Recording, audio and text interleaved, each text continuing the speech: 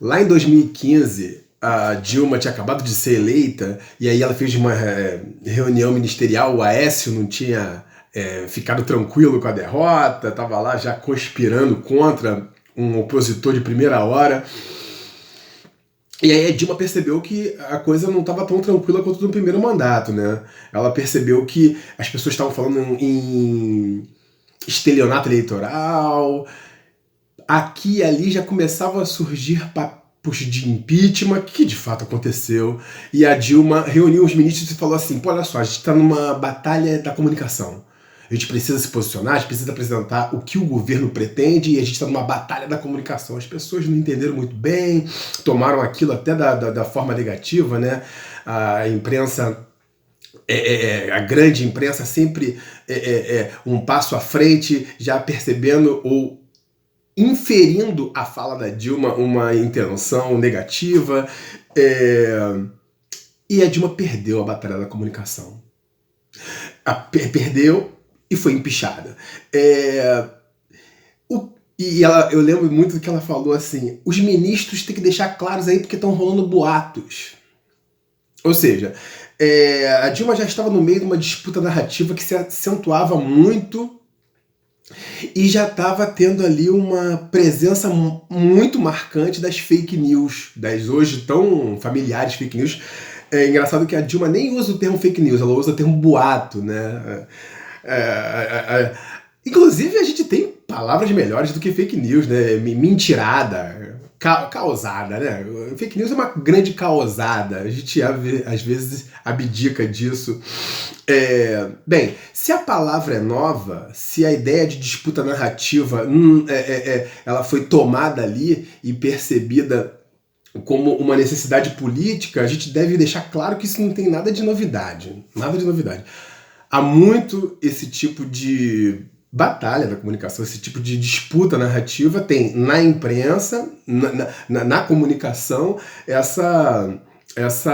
esse terreno privilegiado. Se a gente pensar no século XIX, no Brasil, aqui você tem... eu lembro muito do Machado de Assis, no Memórias Póstumas de Brás Cubas, que lá o Brás Cubas se candidata a deputado e por algum motivo ele não entra ou desiste, e aí fala assim: pô, vou abrir um jornal. Já que eu não entrei na política, eu vou abrir um jornal para deitar falação em cima, né? Aí o cunhado do Brás Cubas fala assim: pô, calma aí, cara, tem certeza que vai ficar falando mal do governo? É um jornal de oposição, né? Falando mal do governo. Aí o Brás Cubas fala assim: não, mas eu prometo utilizar palavras corteses e não usar ofensa. E é muito curioso, né? Se ele fala, o Brás Cubas, que não vai usar ofensa, é porque existia um cenário de ofensa. Ou seja, onde a imprensa jogava num campo que não era necessariamente cortês. Amigo, né, no sentido civilizatório da coisa, e de fato é isso, assim. O historiador chamado Nelson Werneck Sodré tem um livro chamado A História da Imprensa no Brasil, onde ele pega o período do século XIX e mostra como era fácil abrir para alguns setores políticos da elite, né? Era fácil abrir jornais, e muitas vezes esses jornais não tinham muito compromisso com o debate político civilizado, não. Ia pra mentira, pra ofensa, pra causada, e aí tem até episódios onde editores eram assassinados, o ofendido ia lá tirar uma diferença, aqui na corte do Rio de Janeiro. Ia lá tirar a diferença, puxava uma espada, dava tiro, enfiava a baioneta. A imprensa estava nesse jogo também. A grande diferença para hoje é que você tem uma disputa narrativa que tem na fake news um grande jogador, né, uma grande presença, e se por um lado um jornal impresso exigia todo um percurso temporal, né, o cara tem que ir lá redigir a ideia, imprimir, distribuir em pontos específicos, como uma livraria ou um jornaleiro. Agora, uma banca de jornal, agora você tem você sentado em casa, você faz um perfil e joga na rede. Você abre uma conta no Twitter, abre um canal no YouTube para falar as coisas que você quiser, sem maiores constrangimentos e deliberações. Ou seja, essa disputa narrativa. E aí, assim, como isso se especifica? Como isso se torna claro? Você vê que para o grupo político hoje, século XXI, aqui no Brasil, você tem o bolsonarismo como uma força política muito contundente e muito catalisadora de afetos, né, negativos e positivos. As pessoas fervem o sangue para se alinhar, e nessa disputa eles tomam para si, eles disputam para si certos termos, certo grupo de palavras. Assim, é o território. A noção de território eles tomam para si. Assim, o Brasil é meu, não tá satisfeito, vai para Cuba. Ou seja, tomam para si uma ideia de território, tomam para si um conjunto de símbolos, é a camisa da CBF, é a bandeira do Brasil. Nossa bandeira não vai ser vermelha. Ou seja, tem toda uma série de críticas ao STF, crítica à imprensa. A imprensa, ou seja, eles tomam para si e distorcem a ideia. Pegando especificamente a questão de algumas instituições, são criticáveis, são francamente criticáveis.